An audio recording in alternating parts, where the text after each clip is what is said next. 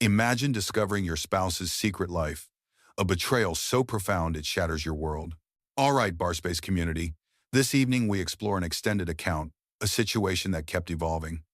Please remain with us until the end, for this story truly captivates you fully. Our main subject's initial plea read, "My spouse, married almost 3 years, did incomprehensible things. A fortnight since revelation. I need help. Male, age 30. For some context, our narrator is 30 and his wife is 25. They'd been wedded for 3 years, and their partnership lasted almost 6 years. No children, absolutely no substantial assets. Their liabilities outstripped checking account funds. They rent their dwelling, and he was the main financial supporter, making about $4,000 monthly. She netted around $1,500. He labored tirelessly to sustain her customary standard of living, and now he was confronting the unimaginable. His professional environment was quite cohesive. A colleague, whom he'd known for almost 3 years, invited him to participate in a recreational soccer league, which he'd been part of for 2 seasons. His wife would attend every one of his matches, an act he initially perceived as admirable support. However, a nagging feeling suggested she was mainly drawn by the readily available alcohol. On most game evenings, he'd consume very little, but as a spectator, she would become quite intoxicated during the games and ride home with him. Frequently, after these matches, a few of the men and women would gather at various locations, lingering late into the night. On several occasions, they'd all return to his home, or they'd head to a bar, a pizza establishment, and so on. Well, a couple of weeks ago, a segment of the group planned to convene at a teammate's residence, located one city away. He informed everyone after the game that he couldn't join them, explaining he had an early start at work the following morning. On the drive back home, she messaged one of the guys he considered a close friend, asking for a ride to the gathering. While he was driving, she inquired if it was acceptable for her to go. He responded with a firm no, stating his early work commitment and his desire for her company that evening. She reacted with an angry, alcohol-fueled silence. Upon reaching their residence, he pulled into the driveway, and another car stopped directly in front of their house. It was his friend. She had independently decided to attend this event, and he was enraged. He approached his friend's vehicle and declared his disapproval, instructing him to leave. But then, his wife exited his car and entered his friend's. They drove off. In his fury, he plugged in an old, uncharged iPad he had purchased for her years ago.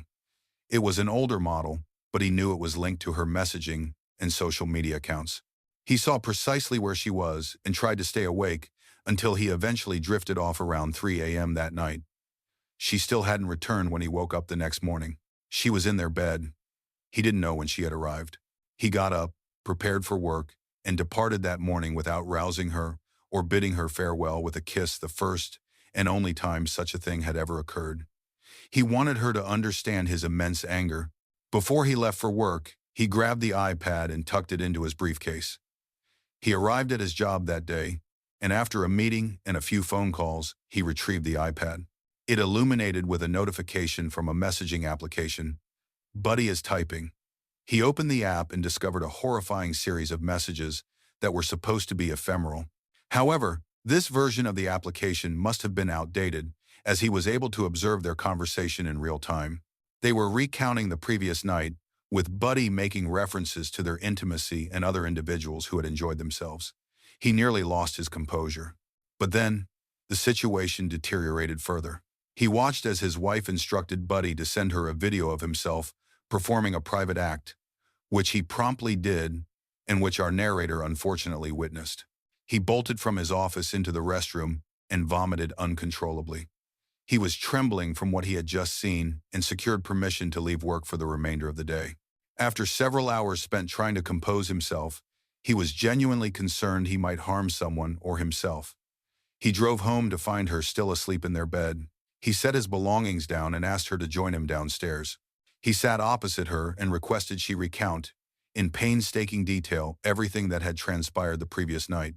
She did, but she omitted any mention of sexual encounters, describing only drinking, playing pool, and conversing, nothing more. He then inquired about her most recent communication with Buddy.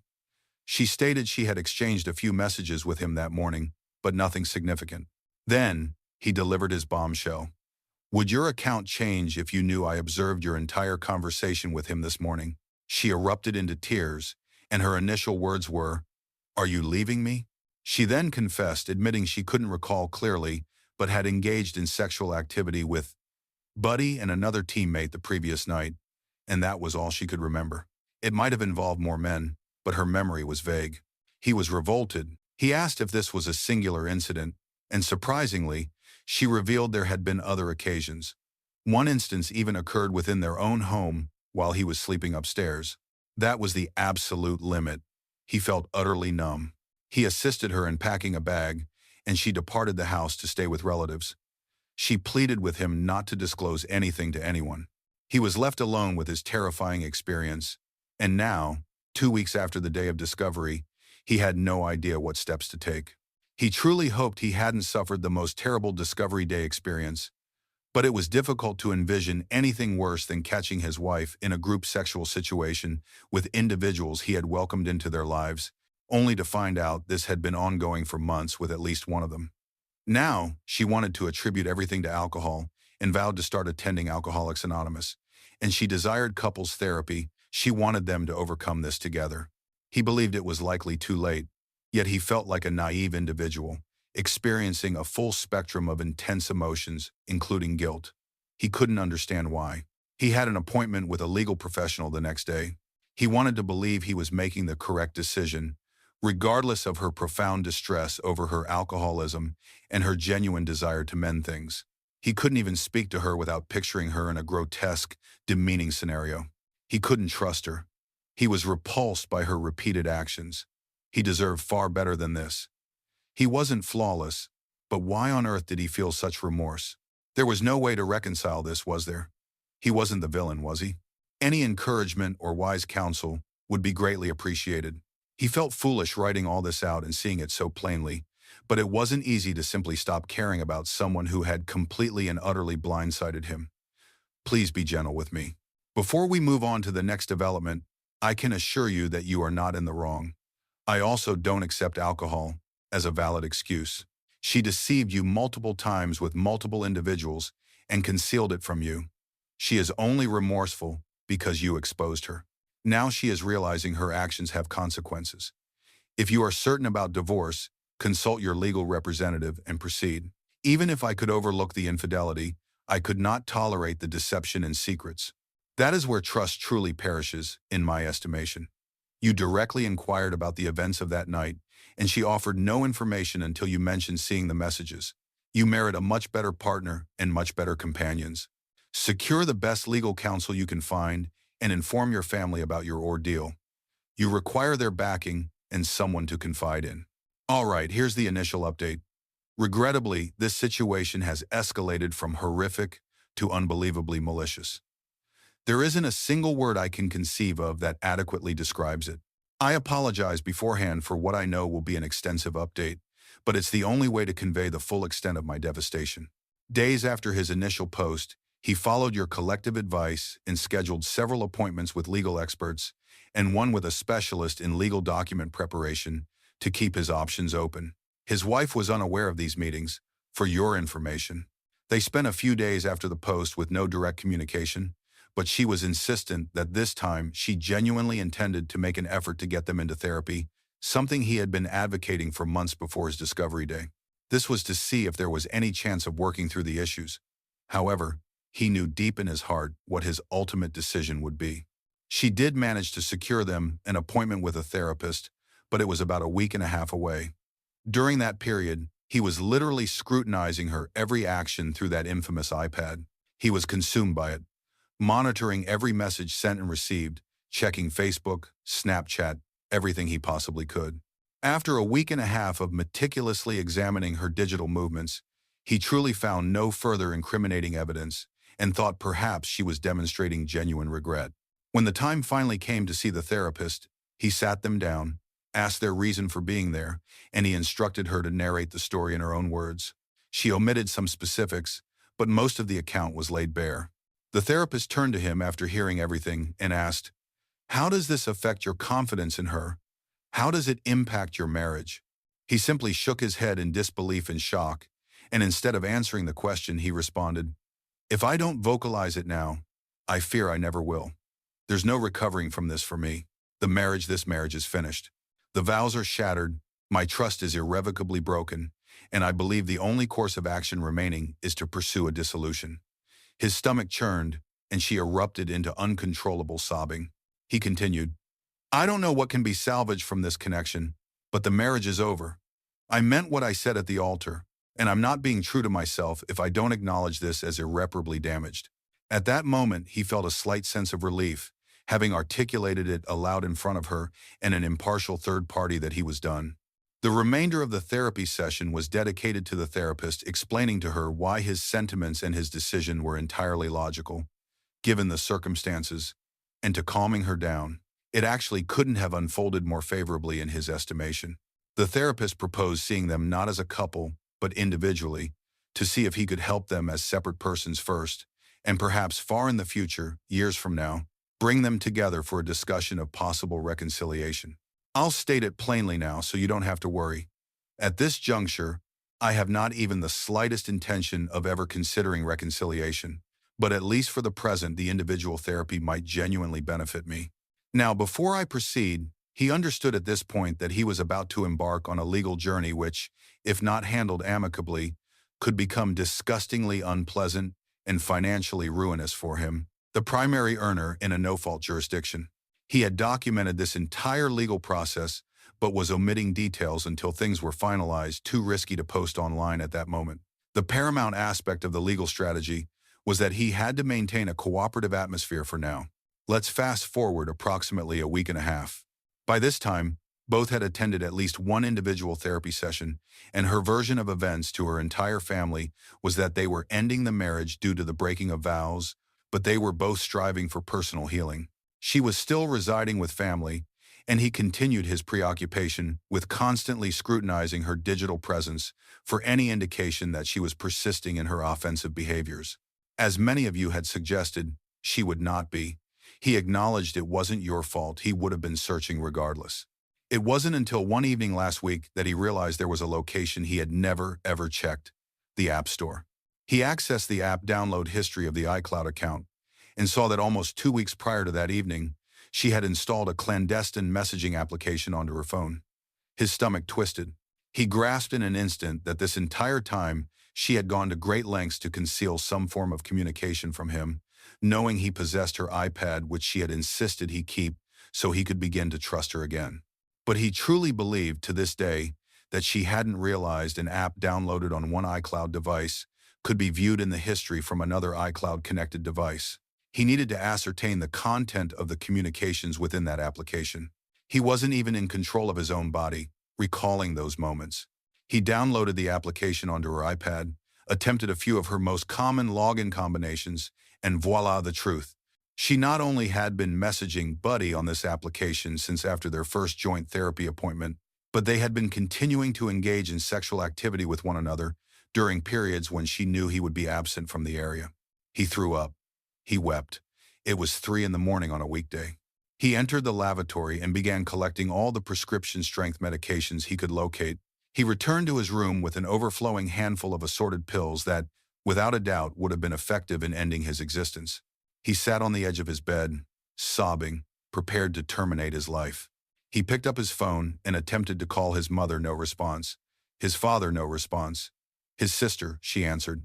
He recounted what he had just uncovered through violent outbursts of tears, and she could discern he was on the verge of losing control.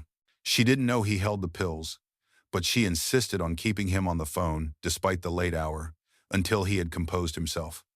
It took about an hour, but he was finally numb again. After ending the call, he returned to the bathroom and poured the pills back into one of the containers, washed his hands, then went back to bed to try and get at least a couple of hours of sleep, which never materialized. As hours passed, he realized he needed to go to work. He couldn't bear to remain in that house or that moment any longer. As he dressed, he tossed the bottle of pills into his briefcase along with the iPad. Both of these, upon his arrival at his office, he promptly handed to his most trusted coworker and asked him to secure them in his desk and not return them to him, no matter what. No questions were asked. He complied and offered an understanding pat on the shoulder as he departed. So now he had done it. He obtained what he had been seeking, what he had been searching for. undeniable evidence that his wife was not only an unfaithful partner but also a cold-hearted deceiver. He wrestled for days on end, trying to decide what to do with the information he had discovered. On one hand, he desperately wanted to expose her to every possible family member, friend, or acquaintance, and let the entire world know her true nature, what she had done, and was continuing to do. But he couldn't. He already had the process underway for ending the marriage, but there was still a window of time where she could choose to become hostile and costly. As days went by and more texts, calls, and attempts to communicate with him went unanswered, she finally went out of her way to stop by and check on him. He nearly lost complete control during the encounter. He was excessively vague and seemed indifferent to her. He didn't know precisely what to do. It wasn't until she lost her composure and began shouting at him for acting strangely that he gave her an opportunity and asked her directly, "Have you had any interaction with Buddy whatsoever since that night?" Her reply, "No, I blocked him on everything." He asked again, "Are you certain about that?" She adamantly asserted that she hadn't, and that he was repulsive, and she would never do that to him. She could never do that to him. Then he unleashed the truth. "So what about this application? And what about this video I recorded on my phone of that app, showing the conversations you two have been having this entire time? The pictures you've exchanged with one another? The arrangements you've made to meet secretly based on my daily schedule?" She collapsed onto the ground, sobbing, weeping, pleading with him for what he didn't know. He maintained an unfeeling tone. "So, here's what's going to happen. I'm not going to disclose this to anyone, and in return, you're not going to dispute anything regarding the divorce process. I'm going to be equitable, even though I shouldn't have to be. But you're going to be served with the divorce documents and then do nothing with them. Otherwise, people will have to learn about this situation and why I'm being so unreasonable. Your choice." She left, and 2 days later, she was served. Since that day, he had kept his promise and hadn't informed anyone outside of his immediate family members. But he knew for a fact, using Find My iPhone, that she had visited Buddy every single night since then, at the house where he resided with his mother. Her family believed she was attending Alcoholics Anonymous meetings every single night, but his screenshots of her location during those supposed meetings proved otherwise. Seriously, why the heck hasn't she changed her iCloud password? He didn't know why he kept accumulating the evidence, but he did. He struggled at that moment with the apprehension of waiting for this period of time to elapse until her legal right to contest him in court had passed. All the while, he knew her family thought she was on the right path when that couldn't be further from the truth. In fact, she was deceiving every single one of them. What pained him most at that moment was the sheer unfairness of it all. She got to be around people, her family, and act as if everything was perfectly fine every day, then rush off each night to engage in sexual activity with him, only to sneak home in the middle of the night to maintain appearances. All the while, he went to work each day, returned home to an empty, emotionally haunting house, and experienced what it truly felt like to be alone in every sense of the word. He was past the feelings of ever contemplating self-harm, but these were dark days nonetheless. He was taking everything hour by hour, day by day, until the moment arrived when he would have the assurance of knowing he would emerge from this torment without his finances being devastated and officially able to completely leave her behind. What he would do from there, he truly didn't know yet. He was just trying to survive until that moment came. Thank you all for reading and for your concern, advice, wisdom, and the courage you've given me. My one outlet in a time of feeling completely isolated by the world. I may not know a single thing about you, but I trust you more than I trust my wife, without a shadow of a doubt. Thank you. Hey, OP, you've managed this situation admirably, despite the emotional trauma inflicted. I can also guarantee you absolutely do not want to remain married to an individual struggling with alcoholism. I've witnessed it firsthand. Considering everything, you're only 30, you have no children, and with time, you will begin to feel better. You truly avoided a major disaster. Exercise rigorously, excel in your profession, reignite any friendships or family connections that may have faded while you were with her.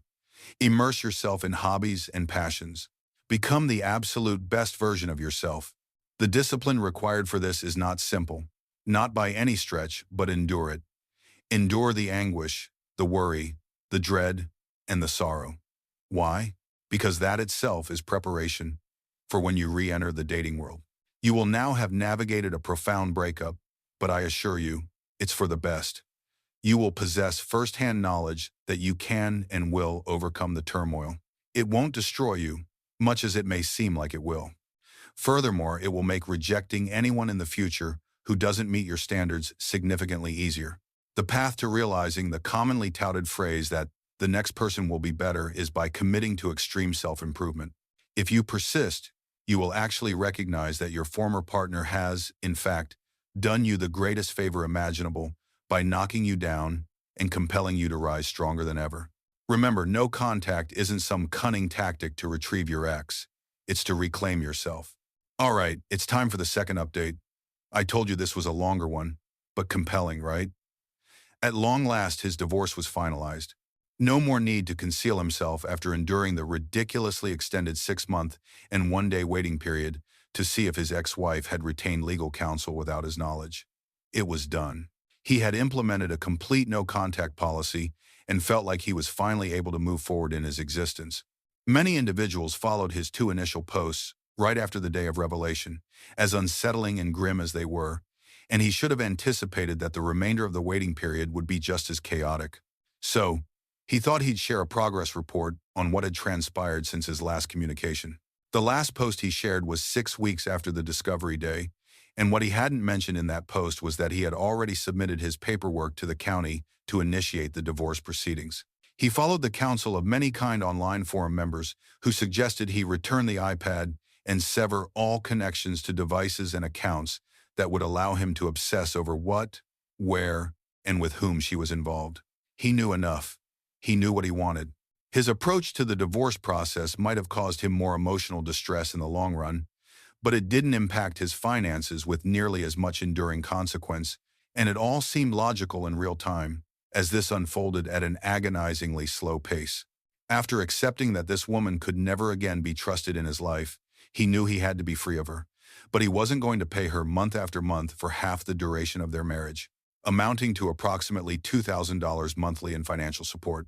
They didn't have children together, for crying out loud, as his state's no-fault divorce laws would have mandated, since he was the higher-earning spouse. Absolutely not. No way am I paying her a single cent for what she has done to me. So he became angry, deliberated, and devised a scheme to escape this marriage and distance himself from her as swiftly and completely as possible. Looking back, he wasn't proud of the strategies he employed to navigate his divorce, but it worked out eventually. However, he felt his integrity or moral standing might have been compromised, a matter of perspective, he supposed. From his viewpoint of blame and accountability, his actions were minor compared to the immense distrust, hurt, and agony she inflicted upon him. Around the same time as his last post, he already had the divorce papers prepared and submitted to the county, but was awaiting their official confirmation. He kept this information from his wife, who was still residing with her family. She was never welcome to stay in his home ever since he first made her leave. He had arranged a few meetings for them to converse. He wanted to persuade her that, somehow, he still wished to try and discover a way to salvage their relationship, a complete fabrication. But in all their discussions, he made it clear that, in his mind, their marriage, this specific marriage, was concluded. The sacred promises had been broken, and if they genuinely desired to start anew, they would need a fresh beginning. They would need to mutually terminate this marriage and then recommence dating each other, courting, and finding their path into a new, stronger connection. I'm literally about to feel sick typing all this out. I still can't believe she fell for it. In fact, he was going to great lengths to make it as effortless and painless as possible for her, to expedite the process and keep it private, just to get through this stage so they could concentrate on the next, together. A prime illustration of this was how he arranged for her to be served. They had a shared acquaintance come over to his house, the home they had cohabited, and act as a neutral witness during the document handover, signature exchange, and conversation. She signed the required paperwork, sealed her documents in the envelope they arrived in without even glancing through them. He doubted she ever truly delved into the specifics of those tedious legal forms, because he had presented a very favorable scenario, completely devoid of any spousal maintenance beyond dividing what was in their joint account at the time. This was the single most significant issue he aimed to circumvent, paying her spousal support. Over the initial few months, he endeavored to endure the necessary period of solitary reflection. It was quite challenging to avoid seeing her, but he met with her approximately twice a month for dinner or to gather in a public setting to engage in superficial conversation and feign interest.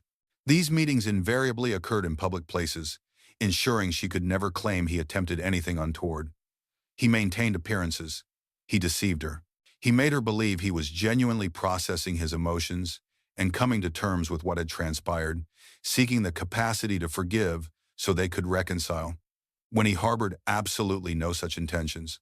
By keeping her misled, he was able to cleanly remove her from his financial accounts, with her actual cooperation in doing so, had her name taken off the lease, and even had all of her possessions relocated from their house into a storage facility. This was because, after everything was finalized, he convinced her that they would secure a new dwelling together, and having her belongings out of the house would make the residence feel much less haunting to him as he healed. Lying to her and maintaining her in this state of acquiescence and collaboration made all the challenging separation tasks incredibly simple, and she believed she was acting in their best interest. This tactic saw him through about 4 of the 6 months he needed to navigate until he glimpsed the light at the end of the tunnel. It wasn't until sometime in early month 4 that he received a text message from a family member she was living with, inquiring if they were still attempting to resolve things. This family member was aware of Buddy and the truth of the situation. But to uphold his reconciliation charade, he responded with a yes, why, and received back a photograph of his wife and Buddy dining at a restaurant in a nearby city, with a follow-up text stating, "This is happening right now." It just so happened that this family member was meeting up with colleagues for drinks after work and spotted them together. This is where he completely erred, by allowing his emotions to get the better of him.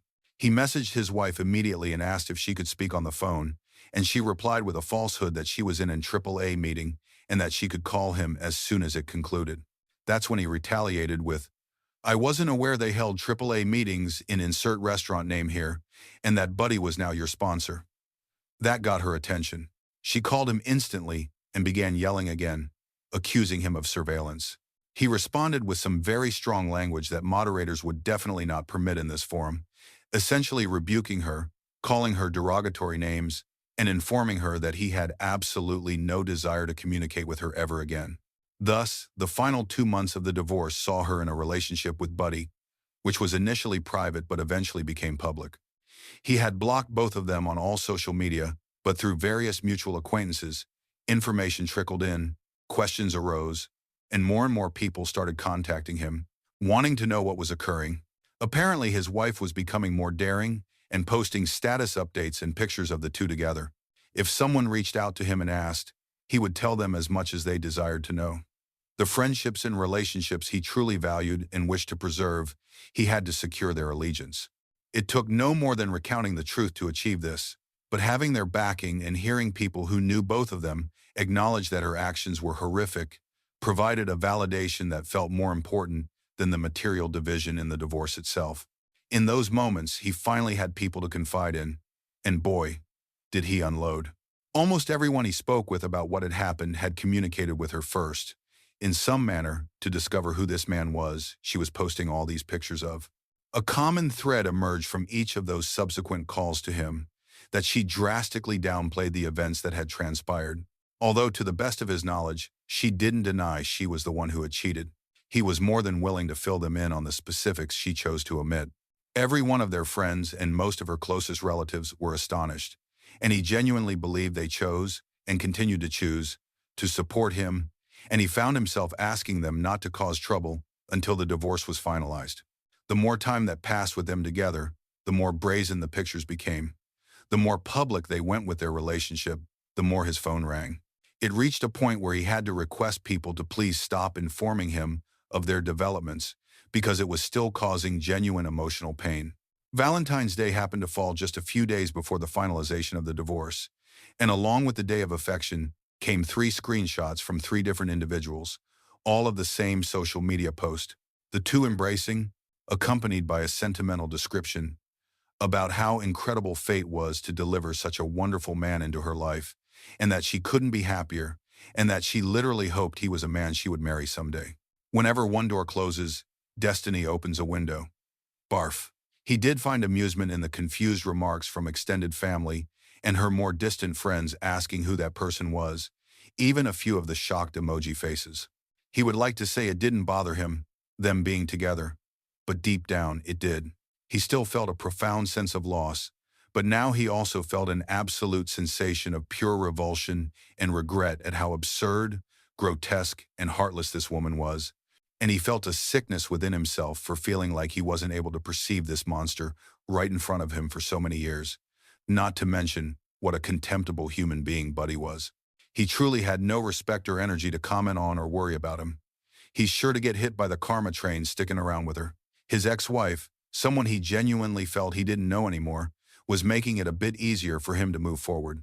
Alas, the day finally arrived last week when the court-appointed date for the dissolution of their marriage came. He hadn't been served any papers, and her opportunity had passed to contest him for anything they had listed in the agreements last drafted when they were still pretending to try again. He was able to retain his entire retirement savings, no spousal maintenance, no additional debt in his name, no legal professionals, no court, no having to ever deal with this person ever again. At the end of the day, he blocked her number from his mobile phone.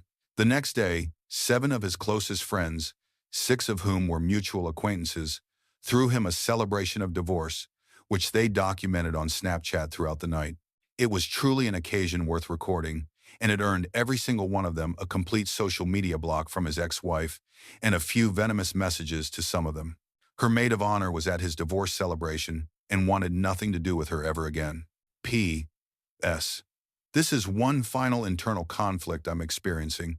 Perhaps someone can offer some clarity.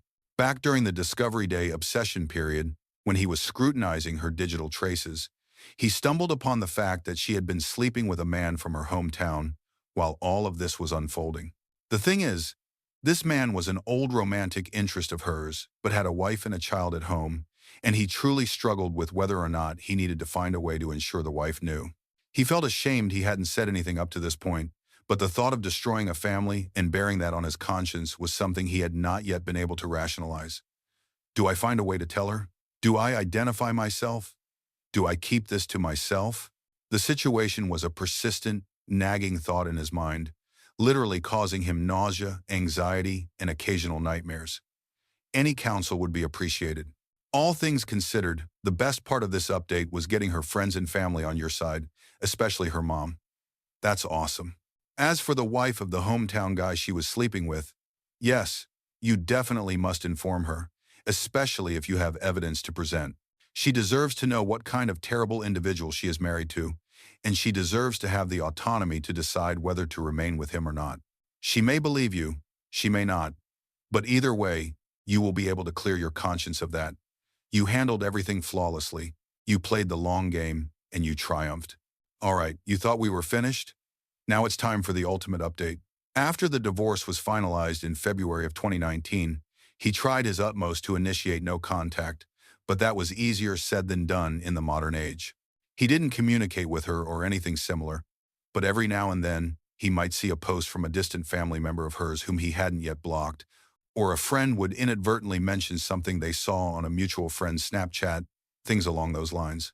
All of his genuine friends tried their best to keep these types of developments to themselves, but some news was too significant to withhold. The first major revelation came in May of 2019, when one of his closest friends called him to inform him that his ex-wife was getting remarried to a man from Tennessee. Wait, what? Yeah, it was true. His friend's husband had not yet blocked his ex-wife on Facebook and was able to capture screenshots of the events that unfolded leading up to the big announcement. Bear in mind this all transpired between March of 2019 and July of 2019. Apparently, Buddy and she didn't last very long after the divorce was finalized. He didn't know the specifics about that or how it concluded. He kind of wished he did, but it wasn't surprising in the slightest. Starting in April, a series of status updates on Facebook hinted at everything happening for a purpose and subtle suggestions that she was falling deeply in love with someone, poor soul. Then, seemingly out of nowhere in July, a simple picture and caption were posted on her wall. The image was of her and some unknown man no one knew or had heard of, standing in a courthouse, holding hands, rings on fingers, holding up what must have been a marriage certificate, geotagged in California, proudly updated with her new last name, with a caption saying something to the effect of, "Excited to start the rest of my life with such an incredible man. feeling so blessed. Look out, Tennessee, here we come. Dramatic. Stunned pause. I know that this entire narrative, all the way back to my initial post, may seem implausible, but I can offer you no other confirmation than to state I am writing down the absolute truth. The next few sentences may cause some of you to disbelieve, but I hope if you've read this far, you have some faith in me. I felt I needed to caution you before continuing. He simply could not tolerate the intense curiosity of the situation. He reached out to one of his ex-wife's cousin-in-laws, with whom he got along quite well, to obtain the remainder of the story. He agreed. Her new husband was someone she had encountered online and had been communicating with for a few months via phone calls, texts, etc. Apparently, they both developed strong feelings for each other quickly, and he proposed to her during a phone conversation. She accepted, and they simply couldn't wait. Within a week of the proposal, in a serious attempt by her to inform her family and invite them to attend the wedding, which took place in a very random town, about 2 hours away from their hometown for some unknown reason, he flew out to California, and the marriage occurred on a Saturday. That day also turned out to be the very first time they had met face to face, but they were now husband and wife. The crucial detail, according to the cousin, was that not a single person from her family attended the courthouse wedding, whether that was due to insufficient time for planning or a lack of respect to be present. They were married without ceremony, something he was sure would have deeply upset her. That Sunday was spent packing a moving truck with all of her possessions, and they headed east for Tennessee on Monday. He couldn't believe it. He had heard it from enough people by then to know that the account and timeline were accurate, but it was simply unbelievable at the time. That poor, poor man. If only he knew. He was sure if he did know, he would have had the foresight not to get married in California, a no-fault state where he could encounter the same predicament he had faced with her. But hopefully, he was simply uninformed rather than being that foolish. For the time being, he did his best to dismiss the thought of both of them from his mind, but he did find comfort in knowing that they were relocating far, far away, where he knew he wouldn't have any chance of randomly encountering her ever again. Summer came and went in 2019, but right in the middle of fall, another major shock. While scrolling through Instagram, a video appeared on his screen of his ex-wife holding a plate in front of her father, who was covering his eyes with his hands. Before he could fully comprehend what he was seeing, he noticed that on the plate sat a single cookie covered with blue frosting. His ex-wife's voice emerged, counting down. 3, 2, 1. It's a boy. As her father uncovered his eyes, it was a gender reveal video. Why am I seeing this? Her mother had just created an Instagram account, completely public, and posted this video of her husband's excitement. Apparently, Instagram's algorithm thought he'd appreciate seeing this video from someone he might know. He completely lost composure. That was actually a really difficult period of days and sleepless nights. The sickening sensation he experienced was a mixture of revulsion, sorrow, and exasperation, and even a touch of envy. It was one of his greatest life ambitions to become a father, and had all this not occurred on her previous timeline, this very well could have been the time that they had a child together. It could have been his child. He could have been the one becoming a father. I'm 32 years old now. I thought I'd be one by now, much less not even on a path towards having a relationship, let alone a child. He was a mature man and realized he still had time ahead of him to achieve that aspiration with someone he loved and was content with. But he couldn't stop himself from comparing where he was in life to where he believed he would be by now. All he could state with certainty was that, in this specific scenario, he would much rather be in his current situation than that of the soon-to-be father. He imagined that by now, the baby was likely born. He had the good fortune and supportive company of those around him not to have heard either way. He knew this was the preferable position to be in, not knowing then the alternative, but he couldn't help but wonder occasionally. The positive news was that when he truly reflected on it, there were more and more days now that she and her chaotic existence did not enter his thoughts whatsoever, and he considered that progress. There were still difficult days, which were made exponentially worse because of the stay-at-home directives, creating unbearably gloomy periods. He had the good fortune of currently working as an independent contractor, able to work from his home computer, but those were very solitary days. He made a point to go out and walk, but he did miss the fitness center. He had visited his parents as much as he could, just to have some companionship that wasn't conversing with someone on a virtual meeting or over the phone. He knew this predicament they all found themselves in was universally shared in its effects on all their lives. It wasn't something he was enduring alone. When he started to feel despair, he thought back to the early days following his discovery day and how he believed he would never overcome that. Yet he had, and he would overcome this challenging period as well. One day at a time, one moment after the next, if necessary. But time progressed, no matter how slowly it seemed to move. I thank you all for taking the time to read my update and catch up on what's transpired. I'd like to conclude by offering my sincerest appreciation for those of you who commented, messaged me, and encouraged me through this entire life event. I can say without any doubt that it was the strength of this community that saved me, encouraged me, and gave me another opportunity at living a joyful life after avoiding a bleak existence. Thank you, thank you, thank you. Here's to another 2 years of enduring and flourishing. Hey, I know it's incredibly difficult for you not to be curious and see any new information about her life. She used to be your wife, after all. I understand. Whatever she's publishing on Instagram or her mother is posting isn't the complete picture. Trust me, her life was 100% still a mess. It's just not online yet. You emerged successfully, and it's a fortunate circumstance you don't have a child with her. You're going to be a proud parent one day, and an amazing dad. It's easy to discern that, and you're going to make the right woman happy. Throughout reading all your posts, I just couldn't help but think what a good person you are. Even after she harmed you and lied repeatedly, you still protected her. Gosh, you're a more honorable man than I am, and that's how I know you'll be a fantastic father. You've got this, pal. I wish I could buy you a drink and train with you. You sound remarkable, and as you know, as more time passes, she will fade away even further. She wants to act like all things happen for a reason. More accurately, all that happened so that you could escape a catastrophe, grow stronger, and find the genuine partner for you. Well done, and best of luck to you. Stay resilient, my friend. You.